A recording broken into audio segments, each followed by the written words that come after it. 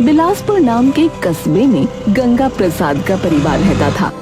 उसके परिवार में उसकी पत्नी सविता थी, बड़ा बेटा राजन और छोटा बेटा संजय थे। और इन लोगों के अलावा एक बहुत पुराना और ईमानदार नौकर जिसका नाम था चंपक। चंपक, अरे ओ चंपक, कहाँ हो भाई? ए जी, मुझसे ज्यादा तो आप चंपक का नाम लेते हो। अरे तुम्हारा नाम है क्या? हे भगवान, ये आदमी ना। क्या हो गया मालकिन? अरे कुछ नहीं, मालकिन को दौरे पड़ते रहते हैं। उन्हें छोड़ो भाई, तुम जरा मेरी अलमारी से वो लाल वाली फाइल तो निकाल लाओ। अभी लाया मालिक। क्या कहा आपने? दौरे पड़ते हैं मुझे? कौन से जन्म का बदला निकाल रहे हो मुझसे? अरे भाग्यवान, अरे मजाक करता हूँ, तुम तो बस गुस्से में ही रहती हो। देखो जी, मुझसे मजाक करना तो समझ आता है, पर मेरा मजाक क्यों बनाते हो? ये लीजिए मालिक, आपकी फाइल। और हाँ, वो अलमारी में ताला नहीं लगा था तो वो मैंने लगा दिया। ये लीजिए चाबी। हाँ हाँ, ठीक है ठीक है, अभी अपने पास रखो, बाद में ले लूंगा। ठीक है मालिक। चंपक चाबी लेकर वहाँ से रसोई में चला गया, पर सविता ने गंगा प्रसाद को घूरते हुए देखा और कहा, आपने चाबी चंपक के पास क्यों रहने दी? इतना भी किसी पर भरोसा नहीं करना चाहिए। अरे वो हमारा बहुत पुराना और ईमानदार नौकर है भाई। कितना भी पुराना हो और कितना भी ईमानदार, लेकिन एक दिन हर कोई धोखा दे ही देता है। ऐसा कभी नहीं होगा, समझी? ना हो तो अच्छा है, पर ध्यान रखो थोड़ा। एक दिन गंगा प्रसाद का बड़ा बेटा राजन खेत की फसल बेच कर आया। वो बहुत थका हुआ था। अरे बापू, ये लो, आज खेत की फसल बेच कर आया हूँ, ढेर सारा पैसा है, पहले नहा लूं फिर गिनवाऊंगा। हाँ हाँ, रख दे, अभी मैं कुछ काम कर रहा हूँ, तू भी नहा ले, फिर देखते हैं। ठीक है। राजन ने जल्दबाजी में वो पैसे बरामदे में ही रख दिए और नहाने चला गया। लेकिन जब लौट कर आया तो बरामदे का नजारा देख उसकी आंखें फटी की फटी रह गईं। पैसे गायब थे। अरे बापू, माँ, ये पैसे कहाँ गए? अरे जहाँ रखे थे वहीं होंगे, नालायक। अरे मैंने तो यहीं बरामदे में रख दिए थे, मेज पर। तूने खुले में क्यों रखे थे? घर में चोर बिठा रखा है क्या? मैंने तो पहले ही कहा था, इतना भरोसा किसी पर मत करो। देखो, चंपक भी घर में ना दिख रहा, वही ले गया लगता है। अरे तुम चुप रहो भाग्यवान, चंपक कभी ऐसा नहीं कर सकता, समझी? हाँ बापू, चंपक भाई तो ऐसे हैं कि अपनी किडनी भी बेच दें, पर किसी का 1 रुपया ना लें। वाह, किडनी बेचने की मिसाल दे रहे हो, पर अभी देख लो, गायब है। अरे यहीं कहीं होंगे, और बाकी लोग पैसे ढूंढो ना। सब परेशान थे कि तभी दरवाजा चर चर की आवाज के साथ खुला और चंपक अंदर आया, हाथ में टोकरी जिसमें टमाटर, भिंडी और हरी मिर्च भरी थी। अरे सबके चेहरे ऐसे क्यों लटक गए हैं? क्या हुआ, कोई मर गया क्या? अरे चंपक भाई, आपने बरामदे में रखे पैसे देखे थे? हाँ देखे थे, मुझे पता नहीं था किसके हैं, तो मैंने सोचा कोई और ना ले जाए, इसलिए सोफे के तकिए के नीचे दबा दिए। लो देख लो। चंपक ने तकिया उठाया और सबकी सांसें थम गईं। नोटों का पूरा पुलिंदा वहीं रखा था। अरे मेरे पैसे। चंपक, मैं तो। देखा, मेरा चंपक दुनिया का सबसे ईमानदार व्यक्ति है भाई। गंगा प्रसाद ने मौका देकर खुशखबरी भी सुना दी। सुनो चंपक, ये पैसे राजन की शादी के लिए थे भाई। अब इसका ब्याह पक्का हो गया है, अब बस तारीख निकालनी है। अरे वाह मालिक, ये तो बड़ी खुशखबरी है।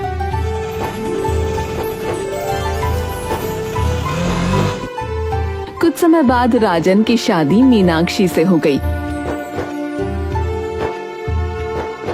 और मीनाक्षी अपने साथ अपने मायके से एक नौकर लेकर आई जिसका नाम था मुन्ना।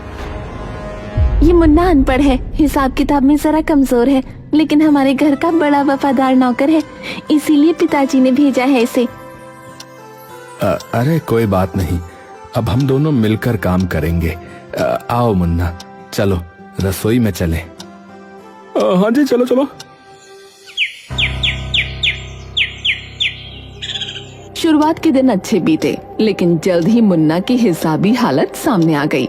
एक दिन वो लोग राशन रख रहे थे, तब चावल की बोरियां गिनते समय 1 2 3 4 5 6 2 8 और 2 10। अरे ये कैसे 10 हो गई? ये तो सिर्फ 8 है। अरे बेचारा गिनती और हिसाब में थोड़ा कच्चा है, बुरा ना मानो। अरे चंपक भाई, अब तो आपको मुन्ना को पढ़ाना पड़ेगा। हमारा चंपक तो 5वीं तक पढ़ा है भाई।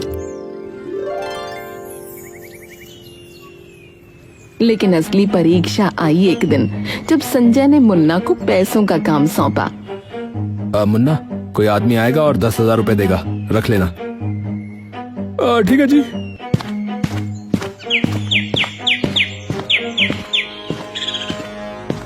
आदमी आया, पैसे दिए और मुन्ना ने बिना गिने रख दिए। लेकिन चंपक ने पैसे गिने तो सिर्फ 9,000 निकले। मुन्ना, इसमें 1,000 रुपए कम है। अरे मैं तो वो चंपक, उस पर इल्जाम मत लगाओ, बेचारा अनपढ़ है, गिन नहीं पाया होगा। जिसने पैसे दिए उसी से पूछो। चंपक ने तुरंत उस आदमी को रोका। भैया, आपने कितने रुपए दिए थे?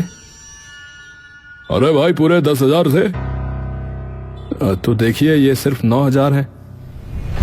अरे ये कैसे हो गया भाई?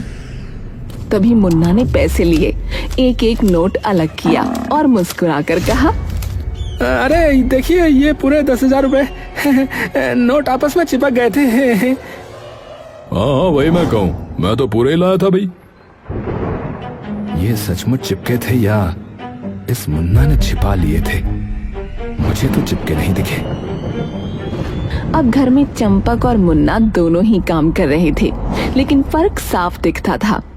चंपक का काम चमकता दमकता रहता, जबकि मुन्ना का काम कह ले हमेशा थोड़ा सा टेढ़ा निकल आता था। अरे ये खाने में इतना तेज नमक किसने कर दिया? मैंने डाला था। हाँ, और लगता है पूरा डिब्बा ही डाल दिया होगा। फिर शाम के टाइम चाय बनी तो संजय चाय पीते ही बोल पड़ा, क्या चाय है, मजा ही आ गया। किसने बनाई है? अरे हाँ भाई, एकदम लाजवाब है। किसने बनाई? भाई मुन्ना ने? मैंने नहीं बनाई। हाँ, ये तो चंपक ने बनाई थी। देखो, चंपक जो है हर काम दिल से करता है। धन्यवाद मालिक। घर में जब जब तारीफ होती, चंपक का ही नाम लिया जाता। सब कहते, वाह चंपक वाह। और ये देखकर मीनाक्षी के दिल में एक चुभन सी होने लगती थी। ये नौकर है या घर का लाडला बेटा? सब बस इसकी तारीफ के पुल बांधते रहते हैं। क्या हुआ? क्या सोच रही हो? नहीं कुछ नहीं। चंपक केवल काम ही नहीं करता था, बल्कि अपने गांव, अपने घर की बातें भी बड़े अपनत्व से सुनाता था। एक दिन वो रसोई में सविता के साथ बैठा था, तभी मीनाक्षी भी वहां आ गई। मालकिन, मेरी अम्मा बहुत प्यारी हैं। उन्होंने मुझे बचपन से इतना संभाला है कि आज भी गांव जाता हूं तो सबसे पहले उनका आशीर्वाद लेता हूं। आशीर्वाद लेकर ही घर से निकलता हूं। हाँ, माँ का आशीर्वाद ही सबसे बड़ा खजाना है। देखो जरा, ये तो सास से ऐसे घुल मिल रहा है जैसे बरसों का रिश्ता हो, और मुझसे तो सास ढंग से 2 शब्द भी ना बोलती। और बहू जी, आप गांव में कभी गई हैं? नहीं, और मुझे जाना भी नहीं। और ये कहकर वो वहाँ से उठकर चली जाती है। और फिर मीनाक्षी ने मुन्ना को समझाया कि वो भी सबके साथ घुल मिलकर बातें करे। मुन्ना, तुम भी थोड़ा बोल बतिया लिया करो, तभी लोग तुम्हें नोटिस करेंगे। ठीक है दीदी। लेकिन जब मुन्ना ने राजन और संजय से बात करने की कोशिश की तो दोनों हाँ हाँ करके फिर अपने काम में लग गए। भैया कल मैं सपना देख रहा था। अच्छा यार, पानी लाओ पहले, प्यास लगी है। हाँ, और चाय भी बना दो। मुन्ना की कोशिशें बेअसर रहीं। इधर एक दिन अचानक चंपक के पास उसके गांव से फोन आया। अरे चंपकवा, जल्दी आ जा भैया, तेरी माँ की तबीयत बहुत बिगड़ गई है। अरे कह रहे हैं ऑपरेशन करवाना पड़ेगा वरना मुश्किल हो जाएगी भैया। अरे भगवान, अरे मैं अभी आता हूँ, पर आप कौन बोल रहे हैं? अरे भैया हमरी छोड़ो, जल्दी आओ, और हाँ कम से कम 1 लाख रुपया लेकर आना। ठीक है।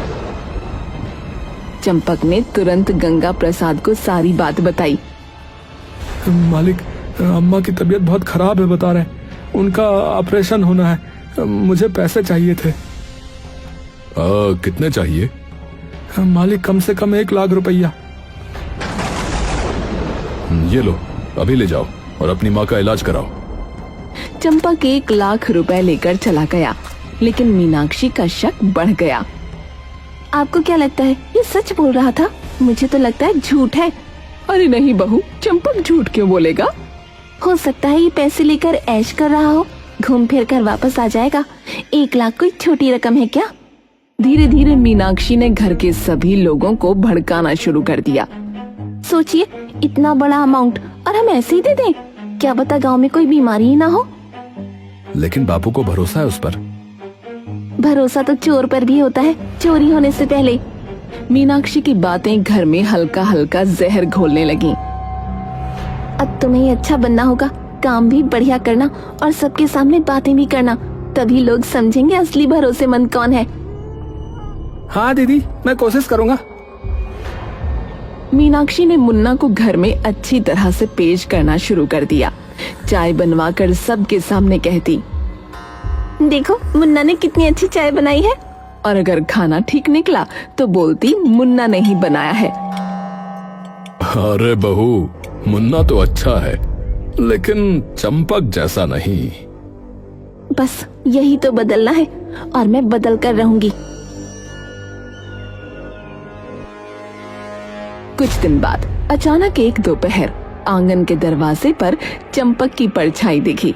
हाथ में एक पुराना थैला, चेहरे पर थकान और आंखों में बोझ। लेकिन जैसे ही घर वालों ने देखा, मीनाक्षी की आंखों में चमक आ गई। लो, आ ही गया, अब तो इससे सवाल जवाब होंगे। अरे चंपक, अरे इधर आ, बैठ। जी मालिक। बता, तेरी माँ को क्या हुआ था, कैसे हुआ था? जी वो मतलब, हाँ बीमारी थी वो। अरे जरा साफ साफ बोल, अटक क्यों रहा है? अरे भाई चंपक, सच बता, क्या हुआ था? जी वो मैंने मतलब। अरे बोल वरना अच्छा नहीं होगा। मालिक, मैंने सट्टा लगाया था और हार गया, इसलिए। ये सुनते ही जैसे घर में बिजली गिर पड़ी। मीनाक्षी के चेहरे पर विजयी मुस्कान फैल गई, जबकि बाकी सबके चेहरों पर गुस्से की लाली। हरामजादे हैं, हमारी मेहनत की कमाई जुए में उड़ा दी। चंपक, तुमने हमसे धोखा किया। अरे हमें तुमसे ये उम्मीद नहीं थी भाई। हाँ बिल्कुल नहीं। निकल जा, अभी के अभी निकल जा हमारे घर से। मालिक माफ कर दो, एक मौका दे दो। कोई माफी नहीं, निकल। चंपक आंसुओं में भीगा दरवाजे से बाहर चला गया। मीनाक्षी ने मन ही मन सोचा, अच्छा हुआ कांटा खुद ही निकल गया। अब घर की जिम्मेदारी पूरी तरह मुन्ना पर आ गई। बर्तन धोना, झाड़ू पोछा, बाहर का काम सब उसी के हिस्से में आ गया।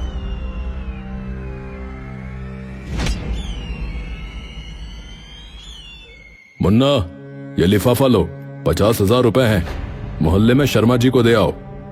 ठीक है मालिक, अभी लेकर जाता हूँ।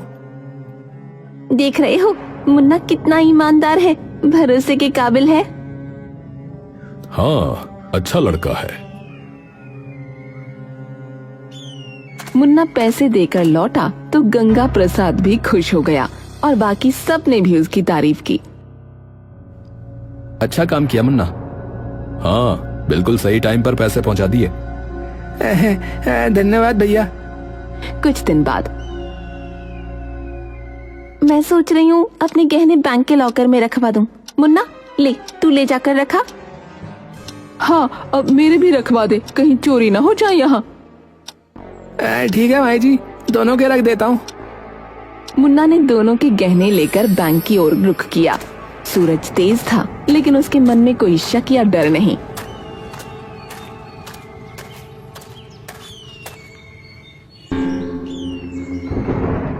शाम ढलते ही आंगन के दरवाजे पर मुन्ना लौटा, चेहरा पीला, आंखें लाल और होंठ कांपते हुए। अरे, ये क्या हुआ तेरे चेहरे को? मालिक बैंक के सामने से कुछ लोग आए, मोटरसाइकिल पर गहनों का बैग छीनकर भाग गए। मैं कुछ कर न सका मालिक। हाय राम, मेरे गहने! हे भगवान, मेरा सब कुछ चला गया। अरे तूने पीछा क्यों नहीं किया रे? अरे बहुत तेज थे, मैं भाग भी नहीं सका मालिक। अरे ये क्या हो गया? आंगन में मातम सा माहौल छा गया। मीनाक्षी और सविता जमीन पर बैठकर रोने लगीं, पर संजय चिल्लाया, चुप रहो सब, चलो देखते हैं क्या हुआ है। क्या देखेंगे मालिक, मैंने तो बता दिया। चुप, बैंक में सीसीटीवी कैमरा लगा है। अगर बैंक के सामने तुझसे कुछ छीना गया है तो हमें मोटरसाइकिल का नंबर जरूर मिलेगा। हाँ, अब क्या मिलेगा? ऐसे लोग नकली नंबर प्लेट लगाते हैं, कुछ हाथ नहीं लगेगा। मिलेगा या नहीं ये बात की बात है, अभी चलना पड़ेगा ना। सब फौरन बैंक पहुंचे। भाई साहब, जरा 11 से 12 बजे की फुटेज दिखा दीजिए। हाँ जरूर, ये देखिए। सबकी नजरें स्क्रीन पर जमी और अगले ही पल सबके चेहरों का रंग उड़ गया। मुन्ना तो बैंक पहुंचा ही नहीं था। चोरी होना तो दूर, वो गहनों का थैला लेकर कहीं और चला गया था। ओह, तो ये है तेरी सच्चाई। कहाँ है गहने? बोल, वरना पुलिस को बुलाऊंगा। जी मैं वो। अरे मैं क्या कर रहा है, बोल। मुन्ना कांपते हाथों से गहनों की पोटली निकालकर गंगा प्रसाद के हाथ में थमा देता है। लेकिन तभी गली के मोड़ से पुलिस की गाड़ी आकर रुकती है और मुन्ना को पकड़ने लगती है। पर तभी राजन ने जो कहा वो बड़ा अजीब था। चलो मीनाक्षी, तुम भी जाओ। मैं क्यों जाऊंगी भला? क्योंकि अब तुम्हारा असली चेहरा भी सबके सामने आना चाहिए। क्या बकवास है ये? बकवास नहीं, सच है। हमें पता है कि तुम मुन्ना से मिली हुई हो। गहने और पैसे हड़पने का प्लान तुम दोनों ने मिलकर बनाया। झूठ। और ये तेरा खास नौकर मुन्ना कहाँ जाता है, क्या करता है, हमें सब पता है। हमने इसके पीछे एक जासूस लगा रखा था। इतना कहते ही भीड़ के पीछे से कोई आगे बढ़ा और मीनाक्षी की आंखें फैल गईं। चंपक, ये तो आप लोगों ने निकाल दिया था, फिर? नहीं, चंपक हमेशा से हमारे साथ था, हमेशा ईमानदार। क्योंकि हमें पता चल गया था कि वो अम्मा के बीमार वाली बात झूठ है। लेकिन कैसे? क्योंकि चंपक की असली माँ तो इस दुनिया में है ही नहीं। जिस दिन वो अपनी अम्मा के बारे में बात कर रहा था तो वो अपनी पड़ोसन कमला अम्मा की बात कर रहा था। और जब फोन आया तो कहा गया तुम्हारी माँ बीमार है। तब हमें समझ आ गया खेल कोई और खेल रहा है। गंगा प्रसाद ने मीनाक्षी की तरफ इशारा किया। हमें शक था, लेकिन सबूत चाहिए था। इसीलिए चंपक को वापस भेजा गया और पूरा नाटक किया गया। इसके अलावा जब फोन कॉल की जांच कराई गई तो पता चला कि वो तो मुन्ना ने करी थी। और हाँ मुन्ना, जब हमने तेरे बारे में पूछताछ की तो पता चला कि तू अनपढ़ नहीं बल्कि पढ़ा लिखा है। और मीनाक्षी, जिस तरह तू हर बार इसकी तरफदारी करती थी, सब साफ हो गया। हम बस सही मौके का इंतजार कर रहे थे और आज तुम दोनों रंगे हाथों पकड़े गए। मुझे माफ कर दो। गलती हो गई मालिक, गलती हो गई। गलती नहीं, गुनाह, और गुनाह की सजा मिलती है। पुलिस आगे बढ़ी और दोनों को हथकड़ी पहनाकर ले जाने लगी। भीड़ में सन्नाटा था। मालिक, आपने मुझ पर भरोसा किया, इसके लिए धन्यवाद। अरे ये तो तुम्हारी ईमानदारी का फल है भाई चंपक। तुमने साबित कर दिया कि भरोसा कभी टूटना नहीं चाहिए। पुलिस की गाड़ी धूल उड़ाती हुई निकली और वो लोग चंपक के साथ घर वापस आ गए।